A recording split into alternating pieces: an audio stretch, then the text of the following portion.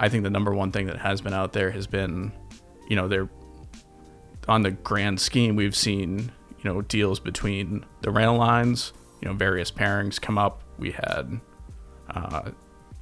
Canadian Pacific and Kansas City Southern go into a merger, and now we've had Union Pacific and Norfolk Southern making their own deal, and now BNSF and CSX. So that's going to be something to keep an eye on with these Class 1 railroads all joining together, because that's, if you're on either coast, it's not going to be as big of a deal. It might have a more seamless, freight for you. Sure. But if you're anywhere, along the Mississippi, where a lot of those go into the same spots, that might become interesting. Yeah, because the rail lines are so easy to work with now. So when you start merging them together, it gets even better, right? Yeah, the less options you have, the more fun it becomes. Yeah, and something like trucks, that you can always build more trucks, put more trucks on the road. Like to add a competitive rail line is a whole different animal, and you're I don't know if monopoly is the right word, but there's only so many options.